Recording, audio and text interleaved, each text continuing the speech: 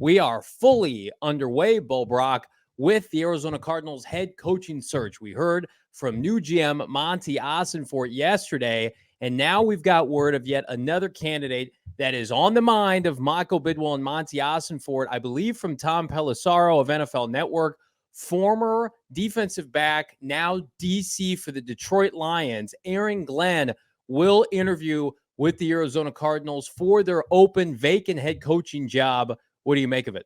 Picking spreads, Kyle, Michael, everybody in the chat. What's up? Thanks for joining us here on PHNX Cardinals. What do I make of it? It's that giant net that Michael Bidwill said that he was going to cast, Monty Ossenfort, as far as talking and starting to schedule candidates. And not everybody's going to blow you away. I don't think that the Detroit Lions defensive coordinator is going to blow you away. But a couple of years ago, before Aaron Glenn became the DC for the Lions, he was kind of a hot name. He was an up-and-comer. He was a guy that people said back then, hey, he's going to be a future head coach. And despite, mediocre talent and less than mediocre results from that Detroit defense, he still has a lot of respect around the league. And, Ossenfort has been in this league for 22 years. Bidwill obviously has his sources and his guys that he wants to talk with.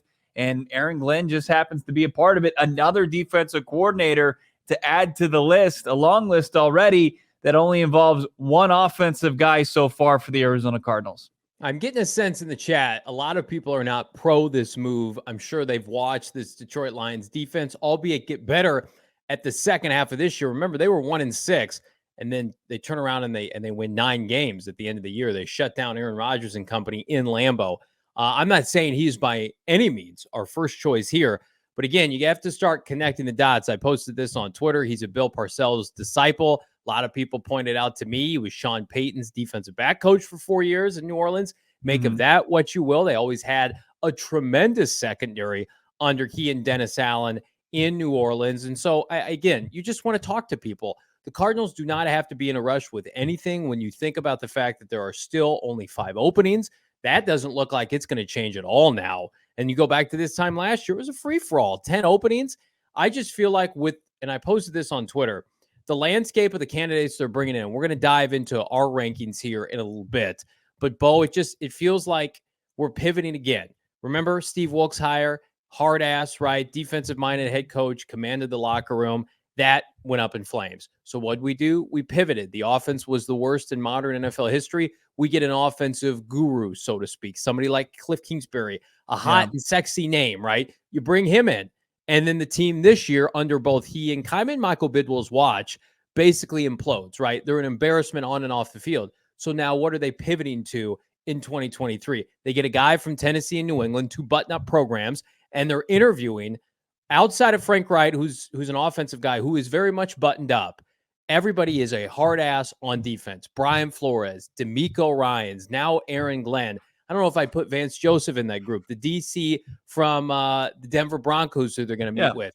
I mean, it feels like, hey, everybody, bring your broom because we got a lot of sweeping up to do because we were in the tabloids more than we were in the headlines for winning football games. Yeah, I mean, it's guys that you feel are going to challenge this football team. And when you think about this team, of course, you think about the face of the franchise, and that's Kyler Murray. Somebody who's going to challenge Kyler Murray, and we'll get into our rankings. But, yeah, I mean, defensive, hard-nosed guys where we kind of see around the league, like offensive guys are a little bit softer, right? I mean, I'm not calling anybody out here, but when you think hard-nosed, when you think more kind of a tougher kind of hard-ass guys, you think more defensive, right? Mm-hmm. So, yeah, you like this so far. I mean, I love what they were saying in the chat. Sometimes when you cast a large net, you're not going to catch exactly what you're looking for there. You're not going to get the exotic fish that you want, right? You're not going to get the big juicy tuna that you want. Sometimes you're going to get like a hubcap from a 1992 Toyota Tercel. Sometimes that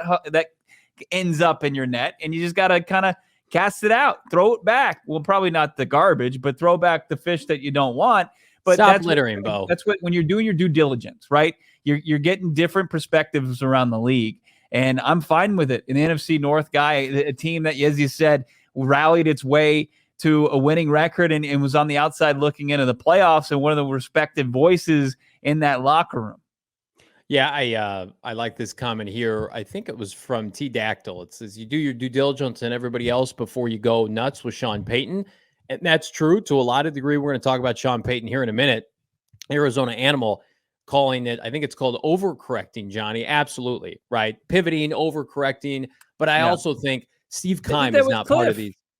Steve Keim is not part of these discussions. Cliff was an overcorrection from Steve Wilks. It was 100%. I mean, no doubt about it. Let's vibe check here, though.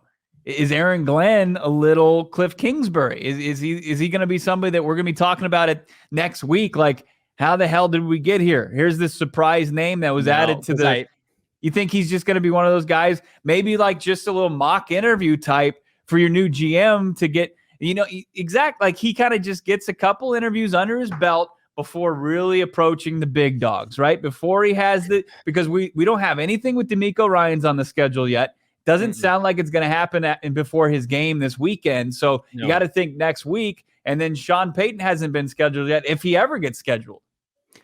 Aaron Glenn has more respect around the NFL than Cliff Kingsbury did. Cliff Kingsbury, a lot of people said, failed upwards, right? He got the USC job after being fired at Texas Tech. Then, boom, he's the head coach of the Arizona Cardinals. His defense was 29th in the NFL, and that was an improvement on the previous season. That's all I'm saying. That's the equivalent of 35-40 at Texas Tech. I just think, it's somebody that when you look at the resume and you look at the results, and it's just kind of a surprise, but it's an up-and-comer, sure. 41, about the same age as Cliff Kingsbury. That's all I'm saying. That's what I asked it for. It was like a vibe check. I want to see if that's where you felt. He got an interview with Indianapolis. This is not out of left field. I mean, he's respected around league inner circles. Have you seen the guys that they're interviewing in Indianapolis? That's not great. That's not a good thing. They hired Jeff Saturday was the interim coach there for how many weeks? They're the redheaded stepchild of this coaching search because I that's the most toxic place of any squad because you've got Ballard who's basically on the utmost hot seat, and then Irsay is just a loose cannon.